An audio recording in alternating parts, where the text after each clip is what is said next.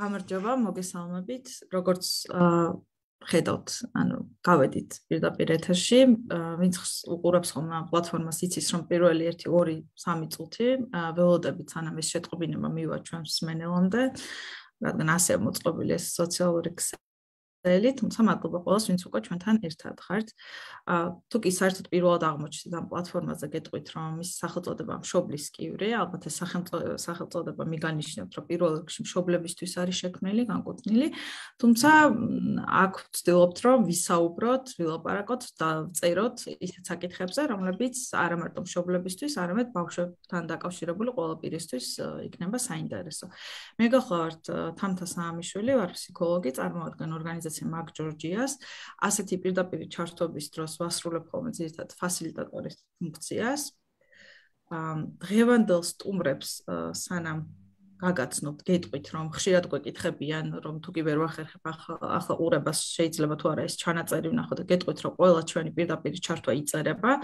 ამიტომ საკმაოდ ისეთი მდიდარი ვიდეოთეკა დაგვეგროვდა, გთხოვთ, რომ ამ ჩართვის მერე გადახედოთ ჩვენს Facebook webs და მგონი დარწმუნებული ვარ, რომ რაღაცას მაინც იპოვით, რაც თქვენთვის იქნება რელევანტური და საინტერესო.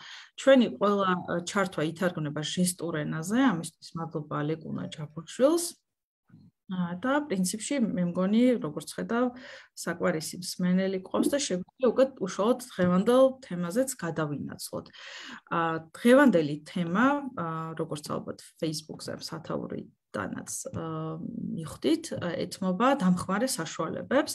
ყავს ორი სტუმარი, ქალბატონი თეა ერისთავი და თამარ წიგნაძე, ორივე თამარ ან სოფო წიგნაძე, ორი სახელით იცნობს იცნობენ სოფოს, მე მგონი აქ თამარი გიწერია სოფო, მაგრამ სვენელს ვეტყვი, რომ ალბათ სოფოთი მოგმართა.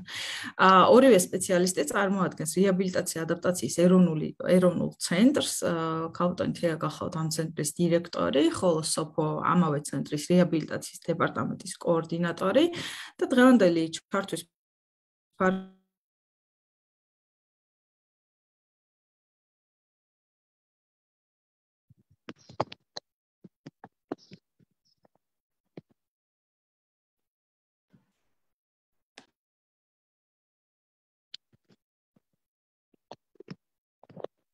Хамтас ხმა დაიგდა ხო მე მგონი. როგორც მატყობინებენ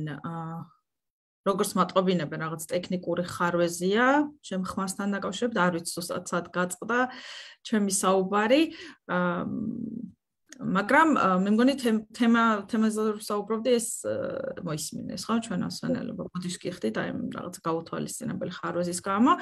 კარგით, პირდაპირ მაშინ სტუმრებს მიმართავ. ქალბატონი თეა, თქვენი ცენტრის შესახებ მე დარწმუნებული ვარ, რომ შეიძლება მსმენელების ნაწილს სმენია და იცის და შეიძლება უსარგებლია კიდე თქვენი მომსახურებებით, ვისაც შეიძლება პირველად ესმის მის შესახებ, იქნებ პატარა ესეთი ექსკურსი გავაცნოთ, ხო? ანუ რას საქმიანობს ეს ცენტრი და როგორ შეიძლება მოგმართონ და რა მომსახურების მიღება შეიძლება თქვენთან.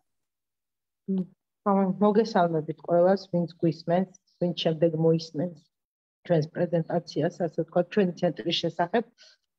და მადლობა მაგ ჯორჯიას ზოგადად იმისთვის, რომ საქართველოში ძალიან მნიშვნელოვანია ცნობადობის ამაღლება მსგავსი ცენტრების მიმართ, ზოგადად მსგავსი სერვისების და მომსახურებების მიმართ და მაგ ჯორჯია არის ერთ-ერთი ასე ვთქვათ, წამყვანი ორგანიზაცია, რომელმაც ეს თავის თავზე აიღო და მარტო თბილისში კი არა, საქართველოს მასშტაბით რეგიონებში აწვდის ხმას ჩვენს ბენეფიციარებს. მადლობა ამისთვის. რაც შეეხება ჩვენს ცენტრს. ჩვენი ცენტრი კედიას ქუჩაზე მდებარეობს ნომერ 7-ში და ყოველთვის ნახούμε კახოვკა, ანუ ეს არის ძველი კახოვკა, ასე ვთქვათ, ეს ცენტრი ჯერ კიდევ კომუნისტების დროს 1961 წლიდან არსებობდა საქართველოში და იმ დროიდან იყო პროტეზირების, ასე ვთქვათ, პროტეზირება ორთეზირების ცენტრი. ჯერ კიდევ იმ დროს თუ ვინმეს ჩემი ასაკის ადამიანს ახსოვს თუ ქონდა სკოლიოზი, თუ ქონდა რაღაცა მსგავსი პრობლემა, არ არსებობს რომ თბილისში ჩამოსულიყო და მსგავსი პრობლემით ამ ცენტრში არ მოხვედრილიყო. მე პირადად 11 წელია უკვე ამ ცენტრში ვარ და ხა მინდა რომ ძველი თაობის ხალხს მშობლებს უთხრა ისიც რომ ბევრი რამე ჩვენთანაც შეიცვალა. ისევე როგორც ზოგადად ამ დიაგნოზების და ნოზოლოგიების მიმართ მიდგომა და საერთაშორისო გაიდლაინები გვაქვს აბსოლუტურად ყველაფერში დაწყებული პროტეზირებიდან დამთავრებული სხვა ფიზიკურ რეაბილიტაციებამდე. დავიწყოთ იქიდან, რას ვაკეთებთ, ანუ რა სერვისებს ვთავაზობთ ჩვენს ბენეფიციარებს. თუ თემას გადავუხვიეთ, ამთა მითხარი და გადმომიყვანი აქეთ არ ელსებზე, იმიტომ რომ როლში რო შევახმო, ხო, მე სიამოვნებს ბევრი დამიგროვდა, მართლა 11 წლის მანძილზე ბევრი რაღაცა გავაკეთეთ და ბევრი დამიგროვდა სათქმელი. მოკლედ ვიტყვით იმას, რომ საბჭოური ტიპის პროტეზებიდან, რომელიც მე აქ დამხვდა, დღეს უკვე ვართ გადასული მაღალ ტექნოლოგიური გერმანული ტიპის პროტეზებზე. ვიღაცას გაუჩნდება შეკითხვა, თუ გერმანული ტიპის პროტეზებზე ვართ, ეს ხალხი, ვისაც ჩვენ ხვდებით ქუჩაში, რატომ არ არის ყველა აღჭურვილი ამ პროტეზებით? არ არის, იმიტომ რომ ეს ყველაფერი ხორციელდება სახელმწიფო დაფინანსების ფარგლებში და სახელმწიფო დაფინანსების ფარგლების ლიმიტი სამწუხაროდ ვერ ანაზღაურებს იმ თანამედროვე მაღალი ტექნოლოგიური ტიპის პროტეზს. ამიტომ აქედან გამომდინარე ჩვენ ბენეფიციარებს სულ ყველას აბსოლუტურად ვთავაზობთ სახელმწიფო ფარგლებში, ლიმიტის ფარგლებში რაც არის, იმ პროტეზებს, რომელიც კეთდება შერეული მასალით, დაწყებული იქიდან რომ ბუდე საუკეთესო მასალა არის გერმანული ქიმია და ბუდე კეთდება გერმანული მასალით და მე ერევა უკვე თურქული წარმოების შეიძლება იყოს ჩინური წარმოების რაღაცა პატარა ერთი დეტალი, მაგრამ ჩვენ ამას ვეძახით შერეული ტიპის პროტეზებს ტექნოლოგიურად კი არა, ასე ვთქვათ, ტექნიკური, ან ტექნოლოგიურად მზადდება ერთნაირად, რასაკვირველებლად აქ არის მასალაა განსხვავებული, მაგრამ ტექნიკური თვალსაზრისით და მახასიათებლებით ხო ერთი და იგივეა. იმაზეც დადის ადამიანი, ამითიც დადის ადამიანი.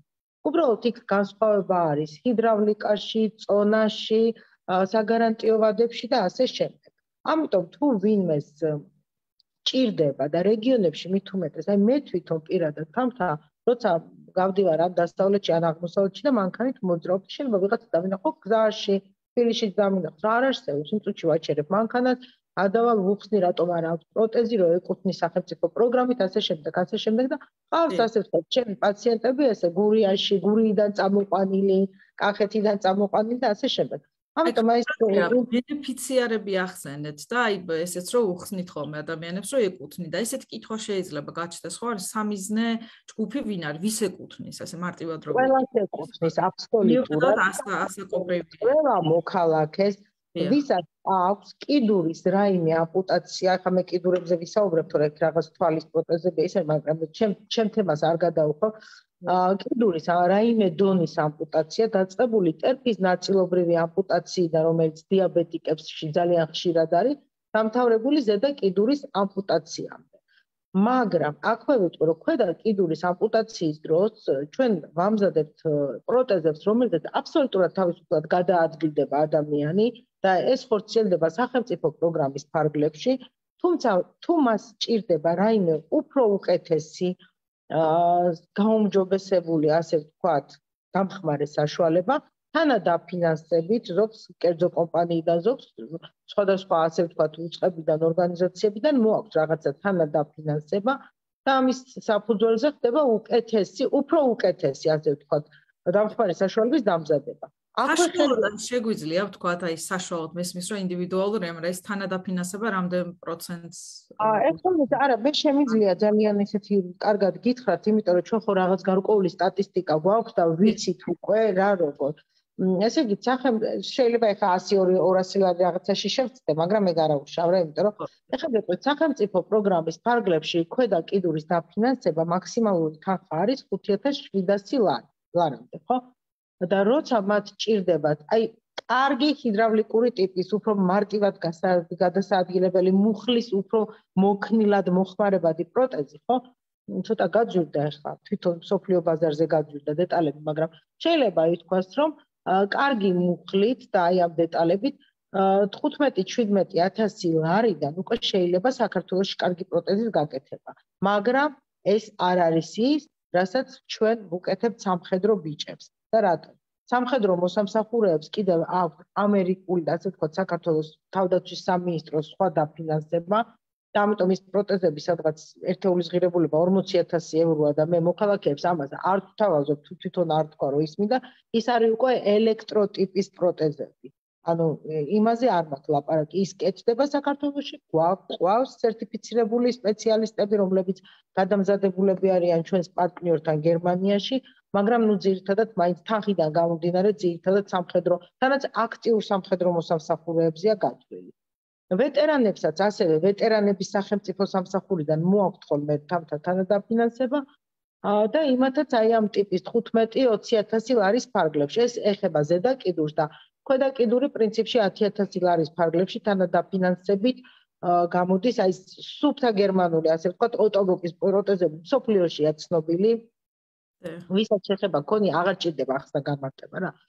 ეხლა უცბად გეტყვით რატომ ვიღაცა იკითხავს კაცო თუ მუხლშია სხვაობაო ის 15,000 10,000 რატო ღირს დაუშვათ ქვედა კიდურის ქვედა ამპუტაციის დროს.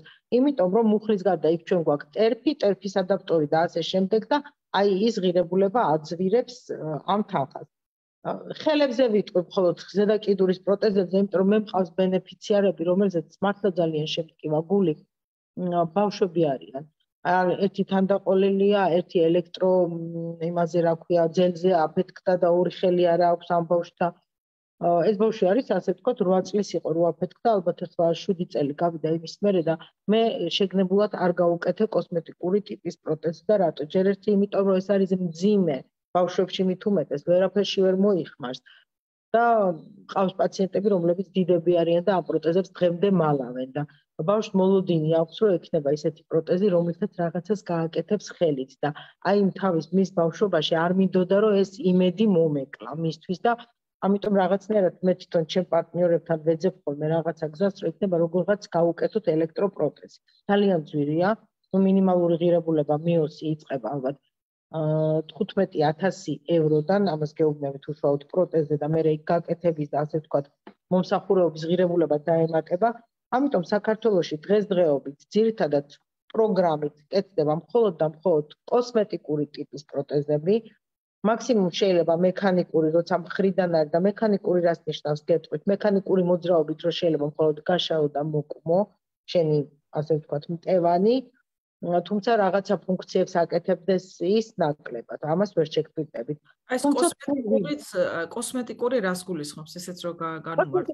ძალიან ნაკლებად გეტყვით, რომ გააჩნია საიდან არის, მხრიდან არის, იდაყოზევით არის, იდახვევით არის, ბუდე გაკეთდება. ჩვეულებრივად მტევანი, ანუ ექნება კოსმეტიკური მტევანი. ახლა სურათებით სამწუხაროდ ჩვენ ეს სურათების პრეზენტაცია ცოტა ისე გავაკეთეთ, უფრო აბილიტაციას, რეაბილიტაციას ეხება და აქეთ არა. ამ ჩართვის მერე გამოვაქვეყნოთ თუ მე რაღაცა ფოტოებს მოვძებნი, იცით? ამტრიაში აგვარდივარ სიმართლე რომ გითხრათ, უბრალოდ ვაკეთებ რაღაცა საქმეს და მე ვამბობ ეს რატო არ გადავიღეთ ის. ჩვეულებრივად ხელი აქ ადამიანს, უბრალოდ ეს არის კოსმეტიკური ხელი, პიჯაკს ჩაიცმევს, კაბას ჩაიცმევს და ასე შემდეგ. უბრალოდ ამ ხელს არ აქვს ის ფუნქციები, რაც უნდა კონდეს მინიმალურად მოძრავ ხელს თუნდაც. თუმცა თავთა თუ ვინმეს აქვს სურვილი რომ გაიკეთოს ელექტროხელი, ადრე ვაგზავნიდით ხოლმე ან გერმანიაში ან თურქეთში, მაგრამ ეხლა გვაქვს იმის საშუალება, რომ აქ საქართველოში ადგილზე გაუკეთოთ და სპეციალისტიც კი ჩამოვიყვანოთ ადგილზე. ამით თავიდან ავარიდებთ მათ იმ ზედმეტ ხარჯებს, რასაც ტრანსპორტირება ქვია. ეს შეთანხმება დავდეთ ჩვენს ასე ვთქვათ კომპანიონებთან, თუ რა ქვია მაგას, პარტნიორებთან გერმანიაში და თურქეთში. მე მგონი პროტეზების თემაზე ისე ვილაპარაკე, გეტყვით რომ სახელმწიფო აფინანსებს, ამისთვის საჭიროა დოკუმენტაციასაც გეტყვით უცბად რა, როცა ხდება ამპუტაცია, ადამიანს ეკუთვნის შეშმოკ პირის სტატუსი, ასე ვთქვათ, ჯგუფის მინიჭება, ჯგუფის მინიჭების შემდგომ ცოტა ხოლმე ხანდახან ხოლმე იცვლება ხოლმე ხან ფორმა 50 თხოვე, ხან ფორმა 100 თხოვე. ეხლა თავიდან იყო ფორმა 50 წლევანდელ პროგრამაში და მერე შეცვალეს ფორმა 100. ფორმა 50 დარჩა მხოლოდ იმათთვის, ვინც არის ახლად ამპუტირებული, იმიტომ რომ ისინი კომისიური წესით ჯგუფს რომ მოიპოვებენ ეს ფორმა 50 მაინც უჭირავთ ხელში და აქვს. დანარჩენი ყველა ფორმა 100-ით, ვისაც უკვე ჯგუფი დადგენილი აქვს, მიმართავს სოციალური მომსახურების სააგენტოს, ეხლა სხვანაირად ქვია ტრაფიკინგი და ადგილობრივ იმაში რა ქვია, რაიონებში ხომ არის არა, იმაში გამგეობებში არის ადგილობრივ თვითმმართველობის ორგანოებში. რა ქვია თამთა მაგას სოციალური მომსახურების სააგენტოს ვეძახი მე დღემდე მაგრამ რაღაც ტრაფიკინგის მსხვერპლთა და დამხმარე საშუალო სოციალური მხარდაჭერის ის არის რა ქვია ასე ვთქვათ სამსახური ჩააბარებენ ჯანდაცვის სამინისტროს ასე ვთქვათ ერთ-ერთი სიპი არის ჩააბარებენ და მერე უკვე რაღაცა პერიოდის მერე მიიღებენ ვაუჩერს აი ეს ვაუჩერი არის უკვე მათი დოკუმენტი რის მიხედვითაც შეიძლება მიიღონ შესაბამისი მომსახურება მოდი პროტეზებზეც ვიტყვი მოდი პროტეზებზე მე მგონი ძალიან ამოწურავად გითხარით თუ გინდ მკითხვა უბრალოდ კითხვა შემოვიდა და აი ამას ვეცნობოდი მაგრამ ანუ გამარჯობათ გთხოვთ მიპასუხოთ რა ვალდებულებები აქვს ცენტრის ადმინისტრაციას ბავშვის აკადემიური გეგმის შედგენასა და მის იმპლემენტაციასთან დაკავშირებით მოდით ამთა ეს კითხვა თქვენ მოინიშნეთ იმიტომ რომ ამ კითხვაზე პასუხს გაგცემთ უფრო სოფო როცა გააკეთებს აი მე ვთქვით უკვე რო გადავალთ რეაბილიტაციაზე ასე ვთქვათ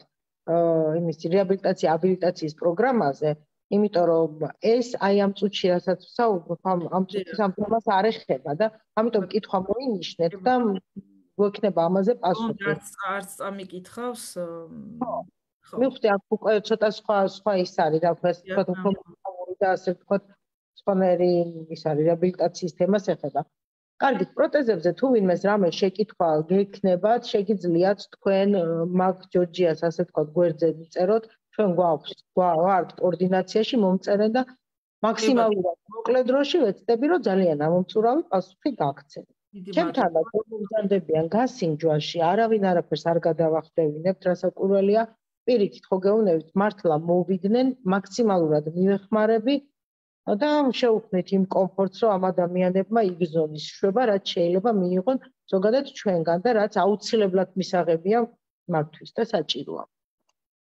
გეტყვით ორთეზებზე იმიტომ რომ ბავშვები თუ ბავშვთან რახან მშობლებზე ვსაუბრობთ ეხლა და რახან მშობლები გვესწრებიან ორთეზები არის ძალიან ისეთი თემა საქართველოში რომელიც ნელ-ნელა უფრო შემოვიდა ასე ვთქვათ მოხმარებაში თუმცა არ ვიტყვი მაგრამ ნელ-ნელა მშობლებმა ძალიან კარგად გაიგეს რა დიდი მნიშვნელობა აქვს სწორად შერჩეულ და დამზადებულ ორთეზს მოდი ასე ვთქვათ ჩვენმა ცენტრმა ორთეზების კეთება დაიწყო სულ 3-4 წელი იქნება და მანამდე რატომ არა გეტყვით ყავდა სპეციალისტები რომლებიც დღესაც შეიძლება სადღაც გაბნეული არიან და რაღაცას აკეთებენ მაგრამ კვალიფიკაციიდან გამომდინარე მე ცოტა ის მოხს რა ქვია პრეტენზიები მაქვს ხოლმე საკუთარ თავთან რომ მაქსიმალისტი ვარ ან კარგი მინდა ყველაფერი და ან არაფერი არ მინდა ამიტომ ან რაღაცები გვაქვს ან რაღაცები არ აქვს მოკლედ ჩვენი სპეციალისტი გავუშვით გერმანიაში გადამზადდა აი ამ გერმანული ტექნოლოგიით და დღესდღეობით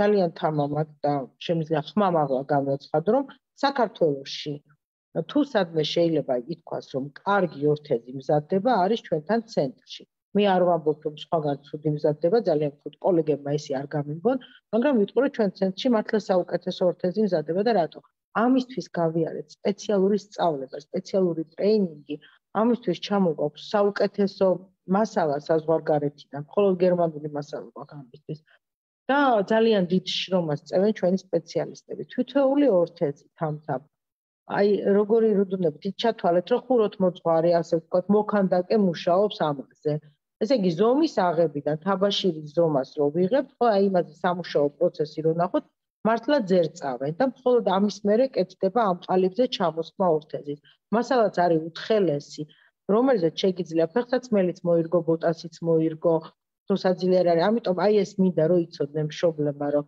როცა მათ ჭირდებათ აი ეს რეაბილიტაცია ან ოპერაციის შემდგომი რეაბილიტაცია იმიტომ რომ აკეთებენ ხოლმე ოპერაციებს ხო სხვადასხვა დიაგნოზის მიხედვით ან ცერებრალური დაავადების შემთხვევაში გვაქვს ეს რომ ვერ შლის და ვერ მართავს ადამიანი რომელიღაცა კიდურს ორგანოს ხო რა ვიცი მე სახელმწიფო პროგრამით ფინანსდება სხვათა შორის ძალიან ცუდი რაღაც მოხდა რომ ყოველთვის იყო ფორმა 100 და წლევანდელ პროგრამაში რაღაცნაირად ჩაიდო რომ 3 წლამდე ბავშვებიო ის იყოსო ფორმა 100-თო და უკვე შემდგომო ფორმა 50-თო თუმცა უკვე არის მომზადებული ცვლილება და აი ველოდებით ალბათ მთავრობის რომელიღაცა სხდომაზე გავა და იქნება ეს ცვლილება რომ ფორმა 100 დაბრუნდება ორთეზების მიღების საკითხში.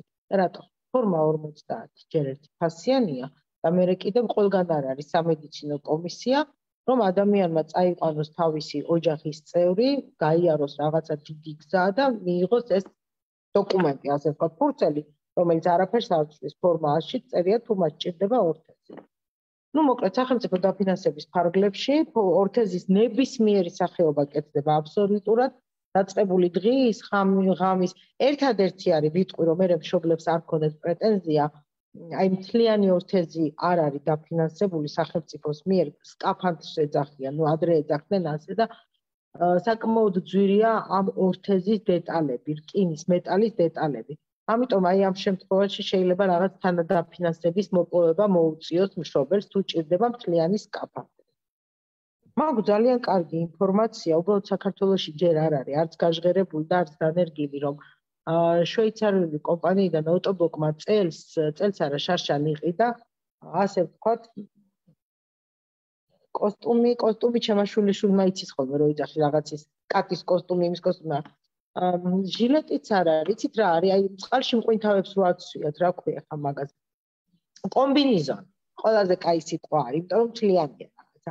ხო, ეს კომბინიზონი და მე ჩავაგდებ თქვენ გვერდზე YouTube-ზე არის. მოკლედ ამ კომბინიზონს აქვს რაღაცა ელექტროკომბინიზონია, რასაკვირველია თავისი სპეციალისტები ჭირდება ამას და ისინი აპროგრამებენ და ადამიანს ხო გადაადგილების სიმარტივის საშუალებას აძლევს. დაუშვათ თუ ვიღაცას რაღაცა იმპულსზე, ნერვზე რაღაცა დამბლა აქვს, ხო ამ იმპულსს ამუშავებს.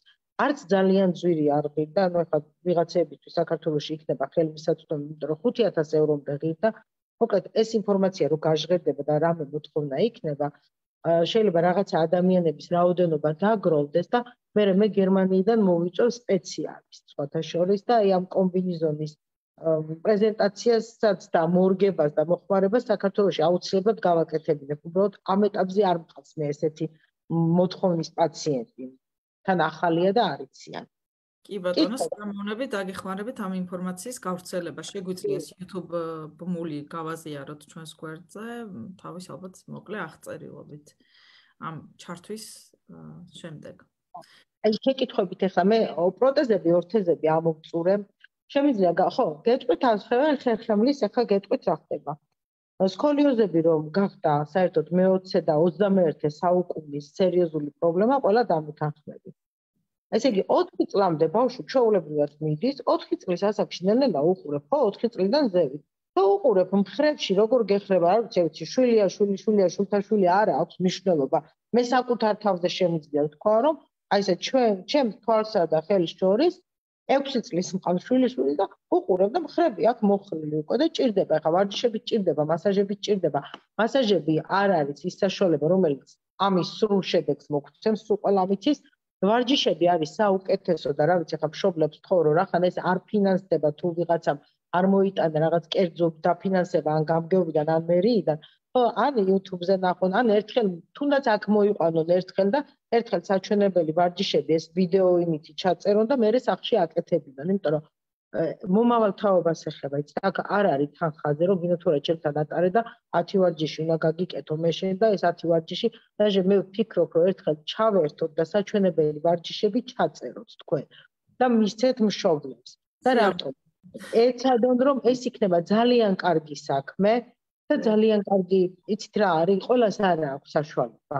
ყველას არ აქვს საშუალება რომ ჩამოვიდეს და რაღაც და მე მაგალითად ჩემს სპეციალისტებს დავაყენებ, ერთ ბავშვს ნიმუშად თუნდაც ჩემს ავიყვან, ჩაწერეთ, დადეთ თქვენს გვერდზე და ეცოდინებათ სკოლიოზისგან თავის დასაცავად სახლის პირობებში რა ვარჯიშები შეიძლება გააკეთოთ. მაგრამ ვისაც უკვე ის აქვს, მაგალითად მეორე ხარისხია, პირველი ხარისხი, ანუ რთულ ხარისხია და ეს იწყება უკვე 12 წლიდან თამთა სახელმწიფო პროგრამაში არ იყო და ჩვენი ძალიან ბევრი ასე ვთქვათ აუდიენციის შემდეგ ჯანდაცვის სამინისტრომ ჩადო ეს პროგრამაში ფორმა 100 კეთდება სპეციალური კორსეტი ქვია.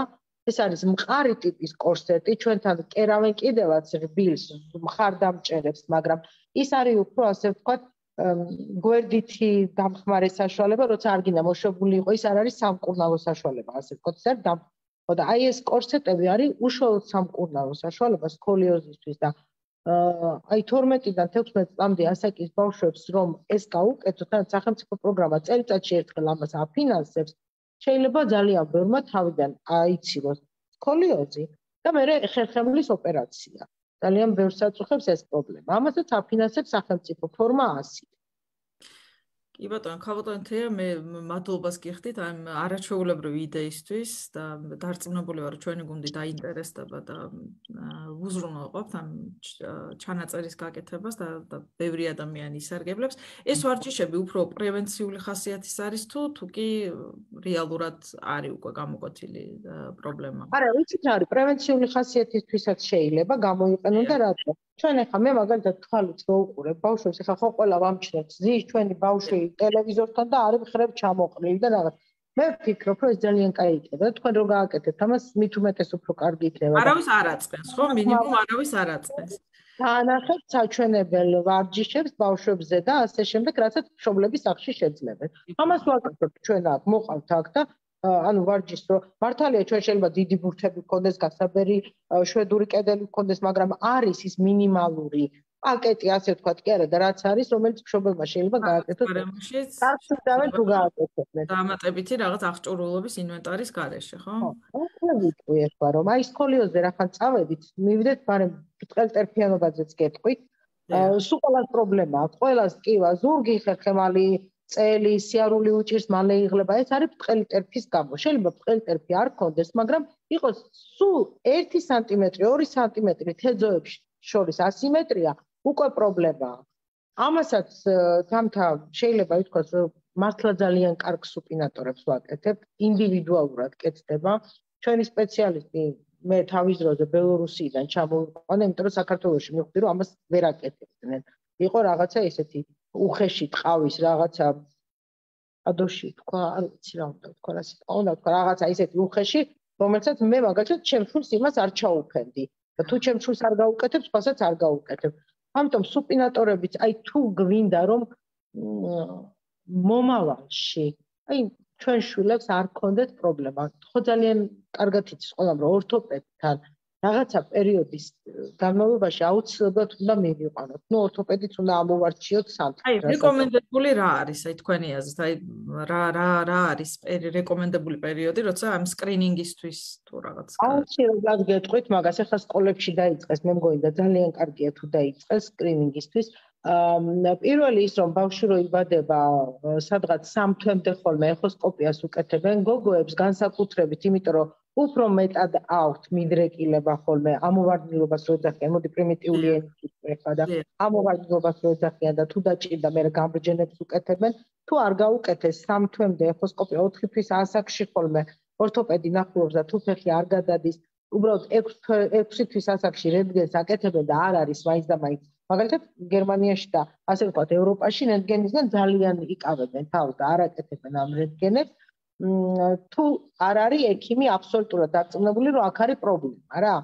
რაღაც ესე ვთქვათ, გინდა გეტყვით, სულ არ არის საჭირო სპეციალური რაღაცეების ყიდვა და რაღაცა ძალიან მარტივად გეტყვით, თუ რაღაცა ფეხი ისი არ გადადის ბავშვს მშობლები როცა უცვლით თოთო ბავშვს, არა აქვს მნიშვნელობა გოგოა თუ ბიჭი. ძალიან ფრთხილად ხოლმე ესე აი რო გააშლებდეთ ფეხები გადაუწიოთ ძალიან ფრთხილად და როცა ხელში უჭირავთ ან რაღაცა 2 პამპერსი ჩააცვან, არ გეგონოთ რომ ჩახურდება, ერთი იგივენაირად ახურებს როგორც 2 და ბავშვი ეჭიროთ, აი ფეხები უნდა ქონდეს ცოტა გაბჯენილი. ოღონდ ეს რასაკვირველია, ხა მე ექიმი არა ვარ, ორთოპედთან ორთოპედი არ ვარ და ორთოპედთან ვიზიტის შემდეგ მერე უკვე 1 წლის ასაკში ნახულობს ორთოპედი და 3 წლის ასაკში აუცილებლად და რატო? ზოგმა იცით ხოლმე რომ ფეხებიო შიგნითში აქვსო, უკვე რო სიარულს იწყებენ. ხო და 1, 2 და 3 წლის ასაკის ბავშვებს სუპინატორებს არ უკეთებს არავინ. არანაირ გაიდლაინში არ წერია. იმ ბავშვმა თვითონ ახლა თუ საოპერაციოა ფეხი მიხედავენ კვალიფიციური სპეციალისტები, მაგრამ არ ჭირდება, მაგრამ 3 წლის ასაკში აუცილებლად უნდა ნახოს ორთოპედმა, თუ ჭირდება სუპინატორი უკვე რომელიც ამ პროგრესს გააჩერებს, ასე ვთქვათ, რაღაცის უკვე 3 წლიდან შეიძლება რომ ეს დანიშნულება მივცეთ. ანუ 1 წლის და 3 წლის მიიყვანეთ ორთოპედთან. და 1 წლამდე ეტყვით პედიატრის, სადაც ნუ სადღაცა 3 თვე არის და მერე 6 თვე. კი ბატონო. კი ბატონო, ძალიან ბევრი ინფორმაცია მივიღეთ, მე მგონი. იცარია თუ რაღაცა ისეთი იყო და ეს პირველი ნაწილი ასე ვთქვათ, თამთა. პირველი ნაწილი გადავინაცვლოთ მეორე ნაწილზე. მეორე ნაწილზე მე ძალიან მოკლედ გეტყვით და უკვე დეტალებში აი წეღანდელი შეკითხვაც რაც იყო, ხო? ალბათ ამაზე სოფო გაგცემთ ამ უწურავ პასუხს. ერთი რამე თქვა, მინდა გითხრათ, რომ ჩვენ ორგანიზაციას თავის დროზე არა, ცოტა ხნის წინ არის ესეთი ორგანიზაცია TICA, ეს არის თურქეთის თანამშრომლობის და კოორდინაციის სააგენტო, არ ვიცი იცით თუ არა, ჩვენ დაგვეხმარა, ასე ვთქვათ, აღჭურვილობით, დაგვეხმარა ინფრასტრუქტურული გაუმჯობესებით ცენტრში, ამ მდგომარეობაში არ იყო ჩვენი ცენტრი და გარკვეული ინვენტარით შეგვიძინა და ინფრასტრუქტურაც მოაწესრიგა და ჩავერთეთ უკვე რეაბილიტაცია აბილიტაციის პროგრამაში. ეხლა ვიღაცამ რომ მითხრას 100 ბავშვი გინდაო რომ ყავდესო რეაბილიტაცია აბილიტაციის პროგრამაში, ვეთქვი რომ არ მინდა, იმიტომ რომ 100 ბავშვისთვის ხო ჩვენი მასშტაბით იმ მომსახურებას ვერ გავწერთ, რაც იქნება აბსოლუტურად მისაღები ამათვის, მაგრამ სადღაც აი 50 ბავშვისთვის ხო მე ვფიქრობ, რომ ერთ-ერთი კარგი ცენტრი გვაქვს, რომ მიიღონ 7 წყნარი მომსახურება სახელმწიფო დაფინანსების ფარგლებში. და რას ვაკეთებთ? ჯერ ერთი გვაქვს ელექტროფიზიოაპარატურული პროცედურები, რომლებიც არ არის დაფინანსებაში, თუმცა ამასაც მოიპოვებენ ხოლმე, ასე ვთქვათ, მერიიდან, ან გამგეობიდან, ვეტერანები განსაკუთრებით და ბავშვებით. ბავშვებზე გეტყვით ოღონდ, ბავშვებისთვის ყველა პროცედურა, ფიზიოპროცედურები არ არის სასურველი. ხანდახან მინახია, რომ გამოუგზავნიათ პატარა ბავშვი და რაღაცა ერთადერთი ლაზერი შეიძლება ბავშვზე ვიხმაროთ და რაღაცა კიდე არის თუ არ ვწდებით, ულტრაბგერა ვიცი რომ არ შეიძლება. მოკლედ მე მგონი ელექტროთერაპია. ამას უკვე სპეციალისტები ტყუილად არ გაგიკეთებთ არავინ არაფერს, ეს მინდა გიხრათ. ბოდიში წლევანდელში შეტანილია ელექტროფიზიოთერაპია, როგორც პროგრამაში შეუძლიათ ჩაიტარონ ბავშვებმა იგივე ფიზიოთერაპია თუ დანიშნულებით არის ნაჩვენები. რომელი სოფო, იმიტომ რომ პატარა ბავშვებში არ შეიძლება, იმიტომ რომ იქ რაღაცა ელექტროფიზიოთერაპია, როცა აკეთდება ხოლმე სპინაბიფიდეს შემთხვევაში შარდის გუშტის იმპულსებისთვის დამატება, ნუ მაგ დროს აუცილებელია კარგია ეფექტურია და კი ბატონო. ხო, აი აქვე თამთასთან, ხო და ამიტომ მოდი ფიზიოპროცედურებზე იმას ვიტყვი, რომ თუ დანიშნულება არსებობს ექიმის, ჩვენ შეგვიძლია რომ გავუკეთოთ ელექტროთერაპია, მაგნიტოთერაპია, გვაქვს პრესოთერაპია და ლაზეროთერაპია, ხო სია? და კიდევ ამის გარდა აბილიტაციის სოფოსთან უკვე ქვევით, ასე ვთქვათ, დეპარტამენტში ფიზიკურ თერაპიას, ოკუპაციურ თერაპიას, რაც შეგვიძლია რომ შევთავაზოთ ჩვენს იმას, რა ქვია, მომხმარებელს, მეტყველების თერაპია, ფსიქოლოგის მომსახურება და ქცევის თერაპია. აი ამას უკვე ცალ-ცალკე სოფო უფრო უკეთესად ჩაშლის და მოდი სოფოს ვეთყვი, რა შეიძლება და რა კეთდება ჩვენთან ცენტრში. გადავცეთ ბავშვების პროგრამაში, ეხლა სოფო ილაპარაკებს უკვე ბავშვების პროგრამაზე. მოგესალმებით ყველას, ვინც დაინტერესდებით ბავშვთა რეაბილიტაცია, აბილიტაციის პროგრამით, შემიძლია გითხრათ ორი სიტყვით. რეაბილიტაცია ადაპტაციის ცენტრში არის რეაბილიტაცია აბილიტაციის პროგრამა, სახელმწიფო პროგრამა, რომელშიც შეიძლება ისარგებლოთ ფიზიკური თერაპიით, ოკუპაციური თერაპიით, ფსიქოლოგის მომსახურებით, მეტყველების თერაპევტის მომსახურებით და თუ საჭიროა სპეცპედაგოგის მომსახურებით და ქცევის თერაპიის მომსახურებით. ეს ის თერაპიებია, რომელიც წელს უკვე ჯანდაცვის სამინისტროს გაწერილი აქვს როგორც სავალდებულო მოხმარების, სავალდებულო თერაპიების ნუსხაში აქვს უკვე შეტანილი და შეგიძლიათ ისარგებლოთ. ჩვენთან შესაძლებელია ყველა ეს თერაპია, რა თქმა უნდა, 20 თერაპიის ფარგლებში იყოს გადანაწილებული და ექიმის ვიზიტი ჩვენთან არის მხოლოდ 2. ეს ძალიან საინტერესო თემაა ხოლმე, ამიტომ ხაზს უსვამთ თამთა, რომ რაოდენობები მშობლების სოფო 20 სესიაზეა საუბარი? 20 კი, 20 თვეში. ჯამურად ყველა იმ თერაპევტთან, რომელიც ჩამოთვალეთ, ხო? 20 თერაპია თვის განმავლობაში. ეს ისეთი ვნებათაღების საკითხია ხოლმე და ამიტომ ცალკე უსვამ ხაზს. მშობლებს ყოველთვის საინტერესებთ რაოდენობა 14-ია, 15-ია თუ 16. დაახლოებით ამ ციფრებს ასახელებენ ხოლმე. მაშინ როცა რეალურად 20-ია გაწერილი და 20 სარგებლობა შეუძლიათ. ექიმების ვიზიტი არის 2 ეს უკვე თვითონ შეუძლია ცენტრმა დაარეგულიროს, მაგრამ მთლიანობაში არის 20 ვიზიტი. ტარდება ეს თერაპიები დანიშნულების მიხედვით, როცა კოორდინატორი ან ექიმი გადაწყვეტს, რომ რამდენი თერაპია, რამდენჯერ დასჭირდებოდა ბავშვს და როგორ უფრო ეფექტური იქნებოდა იმისათვის, რომ შედეგზე გავიდნენ და ეს წელს უკვე თავისუფლად არჩევითია თერაპიები. რა თქმა უნდა, ამას გუნდი წყვეტს ერთად. მშობელთან და დანარჩენი გუნდის წევრები ყველა ერთად იღებენ გადაწყვეტილებას. კი ბატონო, გნებათა ღელვასწენე სოფო და ანუ არის ალბათ არის მშობელთა კატეგორია, რომელიც მიჩნევს, რომ უფრო მეტი იჭირდება, ხო? ბავშვს ესეთ გამონაკლისების დაშვება ხდება ხოლმე, თუ კი რეალურად.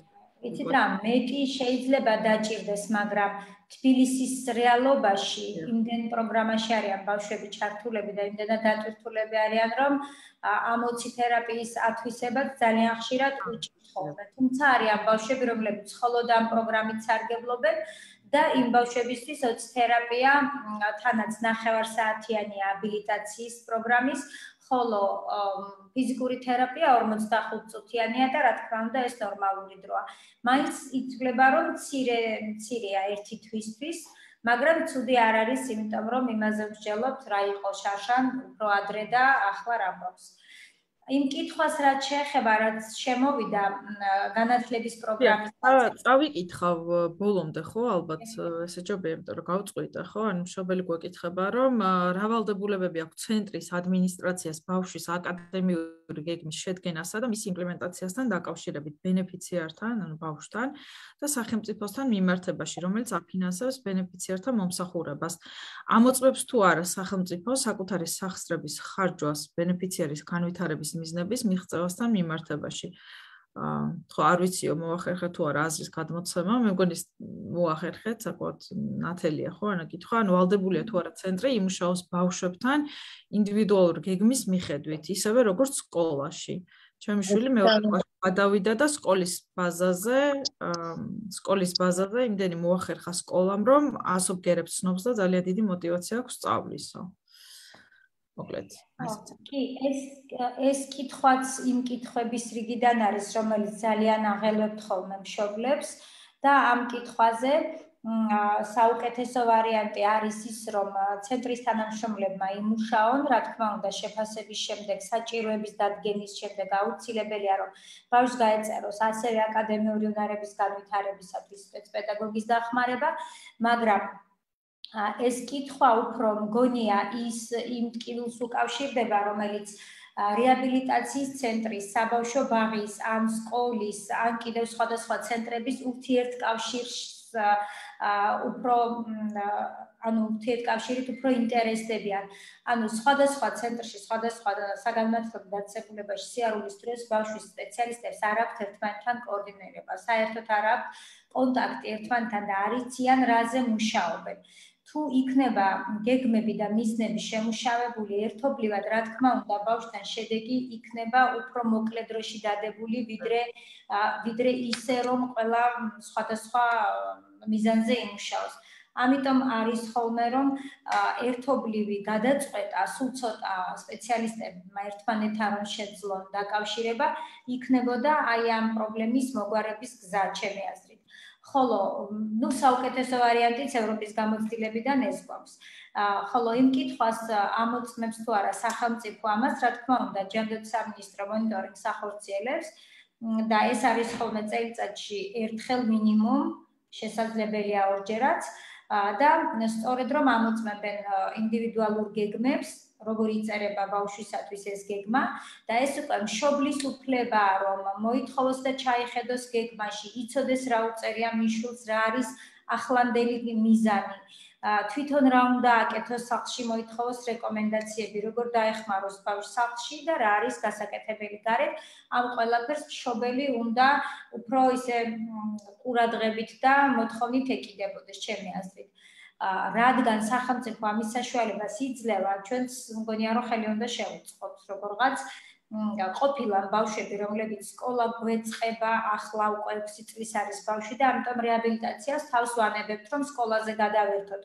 ეს არის ძალიან არასწორი მიდგომა იმის გამო, რომ ვარჯიშებს, რომელსაც რეაბილიტაციის ცენტრი სთავაზობს, რა თქმა უნდა, ამას სკოლა არ სთავაზობს, ხოლო რაც შეეხება აკადემიური უნარების განვითარებას, ასოების ცნობას, ციფრების ცნობას და ასე შემდეგ, ამას ცენტრიც ეხმარება, ანუ ერთობლივად და ბევრად უფრო კარგ შედეგებს დებენ და რაც თავარია ჩვენ ძალიან ხშირად გქონია ასეთ შემთხვევა, რომ რეკომენდაციები გაგვიტანებია, ვინაიდან ბავშვს ჩვენ უფრო ადრე ვიცნობთ ხოლმე ვიდრე ის სკოლა, რეკომენდაციებს ვატანთ ძალიან ხშირად ამ ბავშვისთვის რა არის უფრო ესეთი რესურსული მხარე, რა არის მისი ძლიერი მხარე, რომ ამ ფორმით იმუშაონ ამ ბავშვთან და არ გაუძნელდეთ, თქვათ არ გაიჭიმოს რაღაც რამდენიმე თვე.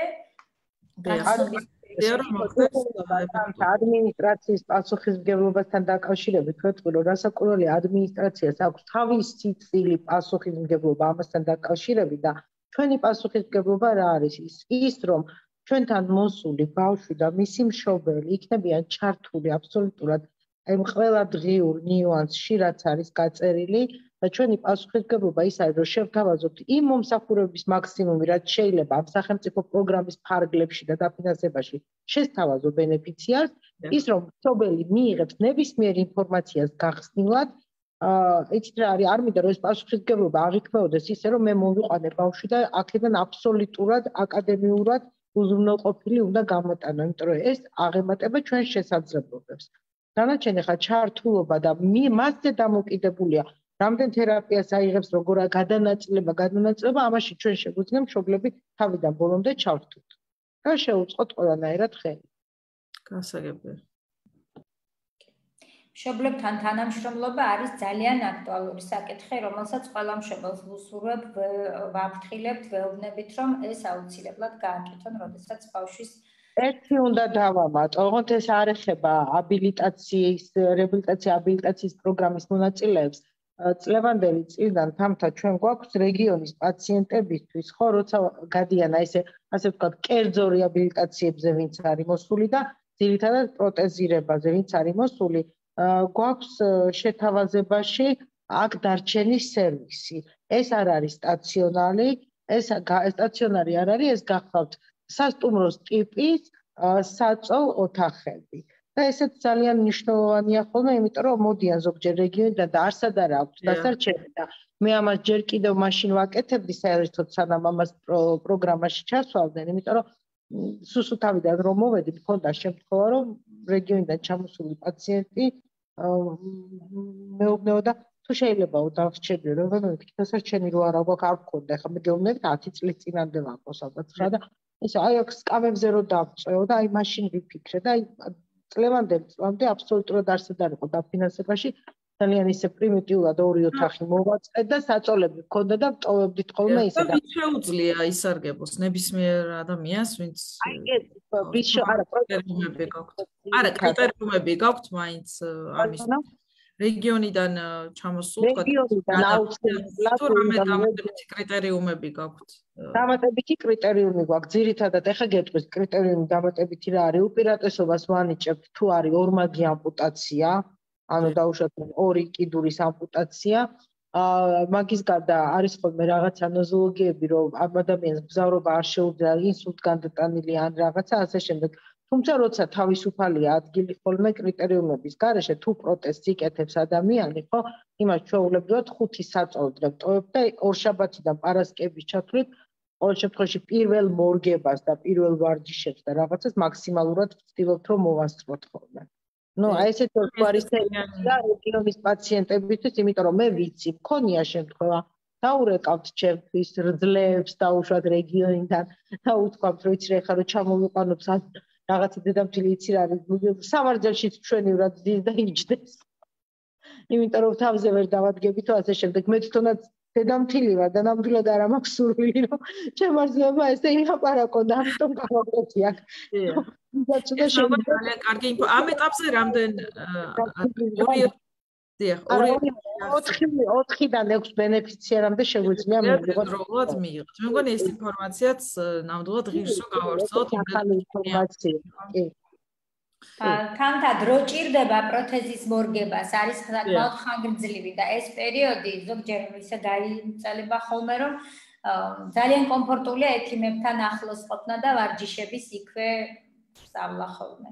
ეს მართლა საუკეთესო შესაძლოა. ისე რომ დასვლა აღარ უნდა, უბრალოდ ეხა ყველაფერს თავისი ზღვარი აქვს, თორემ მე მყავს პაციენტები, რომ ყველაფერს აკეთებენ, ოღონდ მოვიდნენ და იყვნენ, იქიყვნენ. ესე იგი კარგი გარემოა თქვენთან, ხო?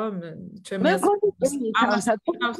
როგორ შეიძლება ეხა ჩვენთან იყოს ცუდი მართლა გეუბნებით, თქვენით რაღაცა იცით, თავარი რა არის, ადამიანებს მოუხსნა ის დაძაბულობა, რაც სპეციალისტთან მისვლის დროს აქვს, ექიმთან მისვლის დროს აქვს.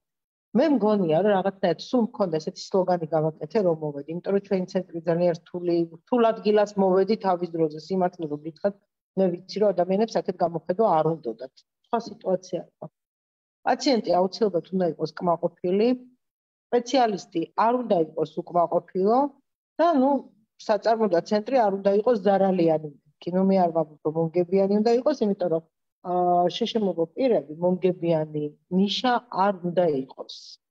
უბრალოდ ზარალიანი არ უნდა იყოს, რომ საკუთარი თავი შეინახოს. მე აქვე ვიტყვი, ჩვენი ცენტრი სახელმწიფო ცენტრია. თავდაცვის სამინისტროს მართვის ქვეშ არის და სამხედრო მოსამსახურეებისთვის, ვეტერანებისთვის ჩვენ ცალკე ის გვაქვს, რა ქვია, ასე ვთქვათ, კოტები გვაქვს და აქედან გამომდინარე ვაბალანსებთ იმას, რომ სამოქალაქო პირებს მაქსიმალურად მივცეთ იმ ფარგლებში მომსახურება, რითიც აფინანსებს სახელმწიფო. ანუ ჩვენ რომ ვიყოთ კერძო, ჩვენ რომ აქირავები გქონდეს ფართი, ამიჯარით რაღაცა უფრო მეტი ხარჯი გვექნებოდა და შესაბამისად ეს ხარჯი გინდა არ გინდა აისახება მომხმარებელზე. მაგის გარდა ტრეინინგები გვაქვს ხოლმე შესაძლებლობის ფარგლებში უფასოდ შეგვიძლია გავაგზავნოთ სპეციალისტები.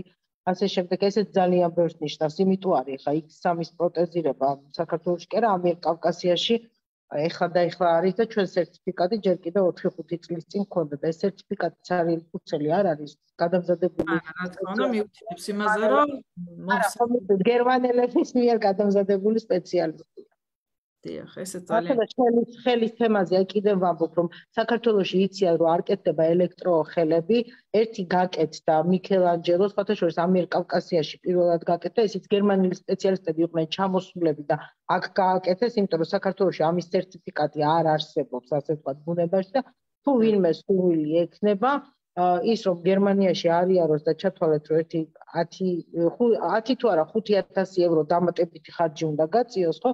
შეუძლია მოგმართონ და აქ ადგილზე გაუკეთოთ ეს ელექტროს განსაკუთრებით ახალგაზრდები ჭირდება და აი იმ ბავშვზე რაც თქვი ხო მე ხარ რაღაც ჩემი გეგმა მაქვს და ასე ვთქვათ აი ამ ოტობოქს ვთხოვ რომ იქნებ მეთქი რაღაცნაირად საჩვენებლად ერთი ხელი მაინც გაუკეთოთ თქო და ნახოთ თუ გამოვა მე მაგაზეც გეტყვით და სამაგალითოდ ეგეც გქონდეს და ვანახოთ და ეს ვარჯიშები და ეს სუპინატორები და ამის თემა ძალიან კაია და მე მართლა ვამბობ რომ ჩაგიწერთ ამ პირდაპირ ეთერში გადაეცით, როცა მეყოლება ერთხელ დავთქვათ და მოვიყვან აქ 6 წლის, 7 წლის ბავშვს, იმიტომ ეს ის ასაკია, როცა ეს ვარჯიშები ძალიან მნიშვნელოვანია.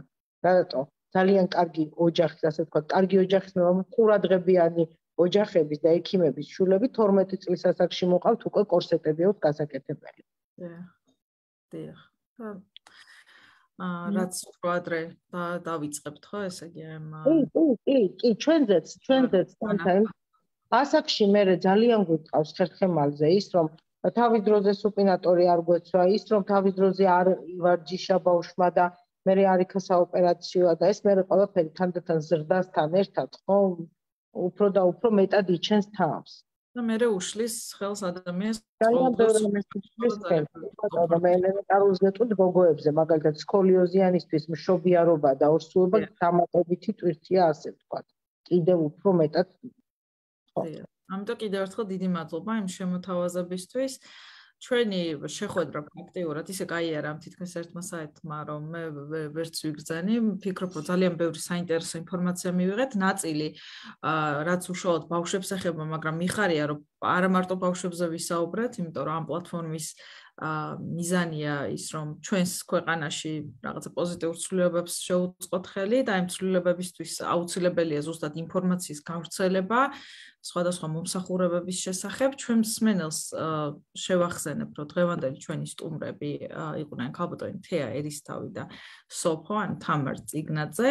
ორივე მათგანი წარმოადგენდა რეაბილიტაცია ადაპტაციის ეროვნულ ცენტრს და თქვენის ნებართვით კიდევ ერთხელ გავიმეორებ, რომ ამ ეტაპზე დღევანდელი ჩართვის დროს შეკითხვები არ იყო, მაგრამ უთხრათ ვეტყვი მსმენელს, რომ შეუძლიათ ეს შეკითხვები გამოაგზავნოთ, ჩვენ ვაგრძელებთ თქვენთან თანამშრომლობას, გვექნება კავშირი და გადმოგცემთ ამ კითხვებს. აი ვიდეო ჩანაწერებსაც შევათანხმებ გუნდთან, მაგრამ მე მგონი ეს ერთმნიშვნელოვნად კარგი ამბავია და სიამოვნებით ჩავატარებთ. ეს ინიციატივა იყო ისევ და ისევ თავი მომხმარებლისთვის და თქვენი პლატფორმის ასე ვთქვათ მაყურებელი. და რამდენიმე სხვა რესურსიც ვახსენეთ, ხო, იქ YouTube-ის ვიდეო, რამდენიმე რომელსაც ასევე სიამოვნებით გავაზიარებთ ჩვენს გვერდზე. ამით ვემშვიდობებ მსმენელს, კიდევ ერთხელ გიხდით უდიდეს მადლობას მთელი ჩვენი გუნდის სახელით, მადლობა ლეკუნა ჯაფოშვილს, რომელმაც უზრუნველყო თარგმანი ჟესტურ ენაზე და ამით გემშვიდობებით. დიდი მადლობა. დიდი მადლობა.